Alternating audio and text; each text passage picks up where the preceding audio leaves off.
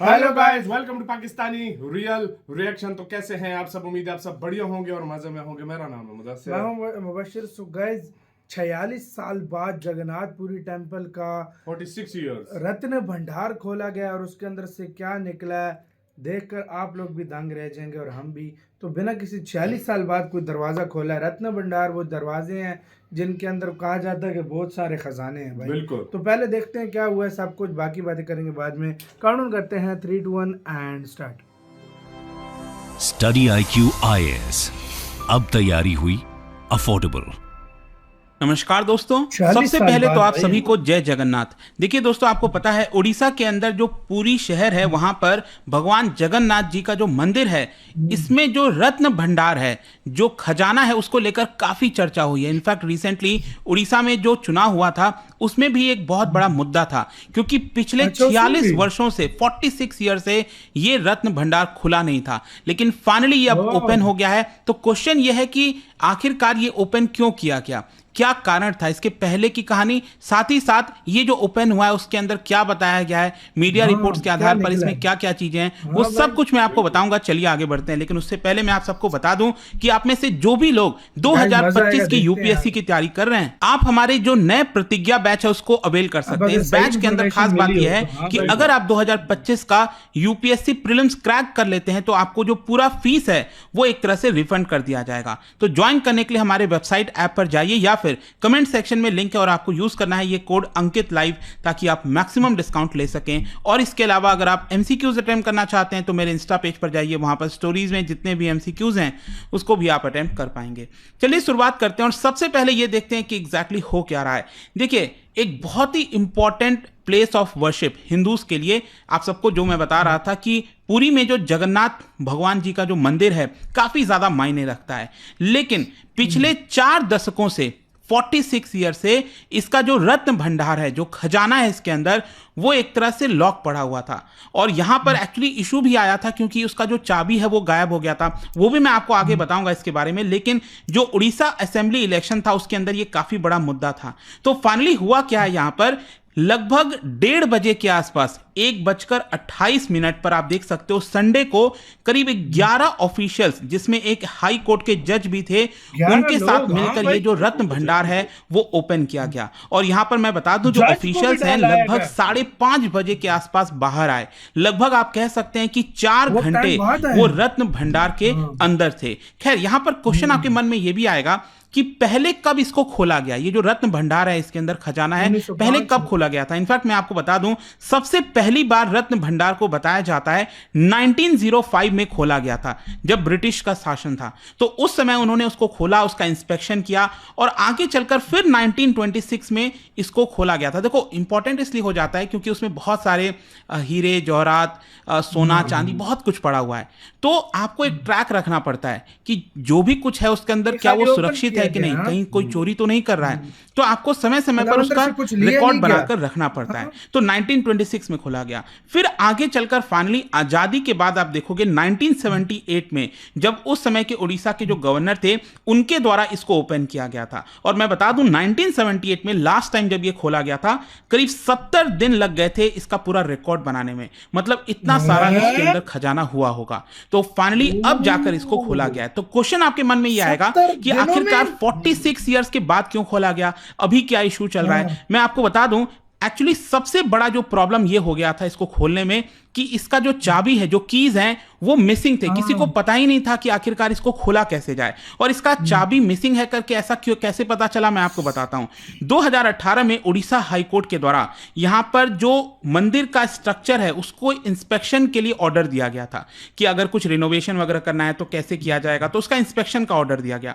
उस इंस्पेक्शन के समय यहां पर पता चला कि जो कीज हैं रत्न भंडार के, वो एक तरह से मिसिंग है, क्योंकि जब तक आप उसको खोलोगे नहीं, पता नहीं चलेगा, इंस्पेक्शन आप कर नहीं पाओगे। और इसी की वजह से ये रिसेंटली वाला जो अभी इलेक्शन हुआ था उड़ीसा के अंदर, वो एक बड़ा चुनावी मुद्दा बन गया था। जो भारतीय जनता पार्टी है उन्होंने एक तरह से नवीन पटनायक की सरकार के ऊपर अटैक किया कि आखिरकार चल क्या रहा है यहां पर। और फाइनली आप देख सकते हो इससे भारतीय जनता पार्टी को फायदा भी हुआ। वो यहां पर बड़ी बहुमत से उड़ीसा के अंदर चुनाव जीतकर आई है। लेकिन देखिए, जब यहां पर कीज मिसिंग था, नवीन पटनायक जी की जब सरकार थी और ये बड़ा मुद्दा बन गया था, लोगों का सेंटिमेंट काफी ज्यादा जुड़ा हुआ है। मैं जानता हूं उड़ीसा के जब स्टूडेंट्स मुझसे मैसेज करते हैं तो उनके मन में काफी ज्यादा इसको लेकर आस्था रहती है। इनफैक्ट उन्हीं में से बहुत से लोगों ने अभी मैसेज किया था कि सर इसके ऊपर वीडियो बनाइए कि आखिरकार चल क्या रहा है। तो मैं आपको बता दूं, उस समय पटनायक गवर्नमेंट के द्वारा इसको लेकर एक इंक्वायरी लॉन्च किया गया कि आखिरकार कीज है कहां। और जब ये इंक्वायरी लॉन्च किया गया उसके कुछ दिन के बाद एक और बड़ी कंट्रोवर्सी हो गई। एक्चुअली उस समय के जो पुरी के डिस्ट्रिक्ट कलेक्टर थे, उनके सामने एक एनवलप आया। मतलब उन्होंने बेसिकली बताया कि एक रिकॉर्ड रूम में एक एनवलप रखा हुआ था और उस एनवलप पर लिखा हुआ था duplicate keys of the inner Ratna Bhandar. देखो क्या है ना, जो रत्न भंडार है उड़ीसा टेम्पल में, वो दो पार्ट में बटा हुआ है। एक है आउटर भंडार और दूसरा है इनर भंडार। बेसिकली उसको हिंदी में अंदर या फिर भीतर भंडार और बाहर भंडार कहा जाता है एक तरह से। तो अचानक से क्या होता है कि उसका जो डुप्लीकेट की है, वो बताया ये जा गया कि जो डुप्लीकेट की है अंदर भंडार का, भीतर भंडार का, वो एक तरह से सामने आ गया डिस्ट्रिक्ट कलेक्टर के। और इसी की वजह से और ज्यादा इसको लेकर कंट्रोवर्सी बढ़ने लग गई कि आखिरकार कीज है कहां, कहीं कोई चोरी तो नहीं करा है, चल क्या रहा है रत्न भंडार को लेकर। तो फाइनली अब क्वेश्चन ये है कि जब ऑफिशियल्स संडे को 1:30 बजे अंदर गए तो उसको लेकर क्या बोला गया है कि अंदर क्या मिला है, क्या चीजें हुई हैं। तो मैं आपको बताता हूं, एक्चुअली जो चीफ एडमिनिस्ट्रेटर है जगन्नाथ टेम्पल के, ठीक है, उनके द्वारा इन्फॉर्म किया गया इसके बारे में कि सबसे पहले जो ऑफिशियल्स हैं उन्होंने आउटर चेंबर, जो बाहर वाला भंडार है, उसको उन्होंने खोला। तो वो तो चलो आसानी से खुल गया और उसके अंदर बताया गया कि बहुत सारा जो ऑर्नामेंट्स है, वैल्यूएबल्स हैं, वो पाए गए हैं और उसको अभी के लिए एक स्ट्रांग रूम में शिफ्ट कर दिया गया है। मतलब एक टेम्पररी लॉकर रूम टाइप का बनाया गया है। वहां पर जितने भी आउटर वाला जो भंडार है उसमें से सारे हीरे जवाहरात को उसके अंदर स्टोर करके रख दिया गया है और उस स्ट्रांग रूम को अभी के लिए सील कर दिया गया है। जहां तक अंदर वाला, मतलब जो भीतर वाला भंडार है, इनर चेंबर, उसको लेकर मैं आपको बताता हूं, एक्चुअली उसमें 3 ताले लगे हुए थे। लेकिन जो चाबी मिली थी डिस्ट्रिक्ट कलेक्टर को ये कहकर कि ये डुप्लीकेट कीज हैं, उनमें से कोई भी की काम नहीं किया। कोई भी जो की है उस ताले को खोल नहीं पाया। तो यहां पर एक स्टैंडर्ड ऑपरेटिंग प्रोसीजर बनाया गया था कि अगर कीज से वो ओपन नहीं होगा तो उस ताले को तोड़ दिया जाएगा। तो सभी ऑफिशियल्स के सामने यहां पर जो ताला है भीतर वाले भंडार का, इनर भंडार का, उसको एक तरह से तोड़ा गया ताले को और उसके अंदर बताया गया कि एक्चुअली अलमीरा है, चेस्ट है, लॉकर है, उसके अंदर बहुत सारे हीरे जवाहरात पड़े हुए हैं और अभी के लिए वो सारे जितने भी वैल्यूएबल्स हैं उसको वहीं पर रखा गया, उसको शिफ्ट नहीं किया गया। ध्यान से समझिएगा, जो आउटर वाला चेंबर है उसमें से जो भी हीरे जवाहरात थे उसको एक स्ट्रांग रूम में शिफ्ट कर दिया गया है, लेकिन जो अंदर वाले चैम्बर के अंदर जो भी कुछ था उसको अभी शिफ्ट नहीं किया गया है। यहाँ पर ऑफिशियल्स जो हैं वो अब इन्वेंट्री, मतलब हिसाब लगाएंगे, देखेंगे कि क्या करना है। उसका एक पर्टिकुलर डेट दिया जाएगा कि कब उस अंदर वाले भंडार को शिफ्ट करना है। एक तरह से वो अब आगे चलकर डेट बताया जाएगा और फिर उसकी काउंटिंग होगी और तब चीजें आगे समझ में आएंगी कि एग्जैक्टली उसमें क्या क्या चीजें हैं, क्या नहीं है। अब डिपेंड करता है सरकार उसको पब्लिश करती है, नहीं करती है, वो सब कुछ आगे पता चलेगा। लेकिन स्टिल आपके मन में क्वेश्चन आएगा कि आखिरकार रत्न भंडार के अंदर है क्या। देखो यहाँ पर जो मैं मीडिया रिपोर्ट्स वगैरह के सर्च कर रहा था, जो रिपोर्ट्स पढ़ रहा था, उसमें मुझे समझ में आया कि लॉर्ड जगन्नाथ, जो भगवान जगन्नाथ हैं, उनको बहुत सारे सोने और जो डायमंड्स हैं, उसकी जो ज्वेलरी है, वो एक तरह से भेंट में चढ़ाया गया था और वही सब कुछ उसके अंदर रखा हुआ है। जैसे कि फॉर एग्जांपल आप देख सकते हो उड़ीसा के अंदर जो राजा थे अनंग भीमा देव, उनकी तरफ से करीब 2.5 लाख मढ़ाज ऑफ गोल्ड। मढ़ाज आप समझते हो ना, आप समझ लीजिए जो मिट्टी का बना होता है, मटका एक तरह से, वो 2.5 लाख के आसपास जो मढ़ाज हैं ऑफ गोल्ड ज्वेलरी, वो सब कुछ भेंट में चढ़ाया गया था। तो वो उसके अंदर रखा हुआ है। इसके अलावा यहाँ पर जो मैंने आपको दोनों चैम्बर के बारे में बताया, इनर और आउटर चैम्बर, उसमें से आउटर चैम्बर में आप देख सकते हो बताया जाता है कि 3 गोल्ड नेकलेस है और हर एक नेकलेस का जो वेट है आप समझिए कम से कम 120 तोला है। फिर इसके अलावा जो इनर वाला ट्रेजर है उसके अंदर बताया जाता है 74 गोल्ड ऑर्नामेंट्स हैं और हर एक का वेट 100 तोले से ज्यादा है। इसके अलावा रिपोर्ट्स में यह भी कहा गया है कि जो प्लेट्स हैं which is made of gold, diamond, pearls, coals, ये सारी उनका चीजें उसके हिसाब अंदर ही नहीं मिलती हैं। 140 से ज्यादा सिल्वर ज्वेलरी है ऐसा बताया जाता है। तो ये सब चीजें देखिए बस अंदाजा है, मीडिया रिपोर्ट्स के आधार पर है। अल्टीमेटली अगर सरकार इसको काउंट करेगी और जब इसका रिपोर्ट सबमिट करेगी, पब्लिक में लाएगी, तभी एग्जैक्टली पता चल पाएगा। इसी के साथ तो यार वीडियो खत्म।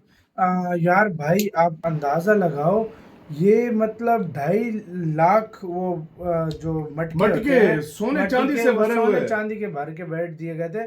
46 साल बाद इसको खोला गया और वो भी ताले तोड़कर। यार इसको जब 1926 में खोला गया था, हाँ। तुमने बात सुनी नहीं है क्या किया उन्होंने?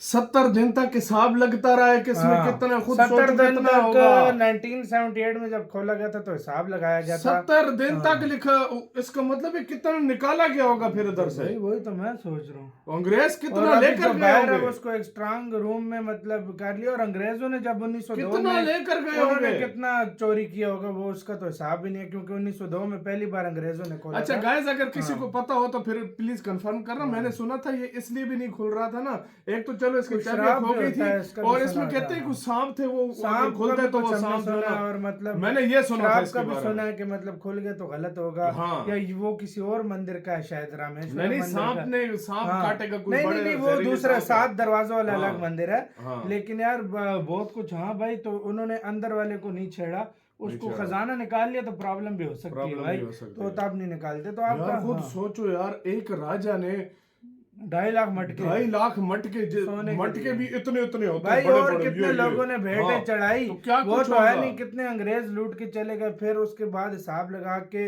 मतलब चेक किया गया। 70 दिन तो खाली सोना गिनने में लगे। अभी भी तो मैं आप आपको खुद चेक बताता करो। हूँ, हाँ, इंडिया हाँ। के अगर सभी मंदिरों का सोना इकट्ठा किया जाए ना, वो ट्रिलियंस ऑफ डॉलर Billions का of बनता dollar है। का बहुत ज्यादा ट्रिलियंस सोना ऑफ बना है। डॉलर हाँ। का बनता है। आपका कैसे क्या कहना है, अपनी राय कमेंट सेक्शन में दें। अपना बहुत गाइस ख्याल रखिएगा। तो यार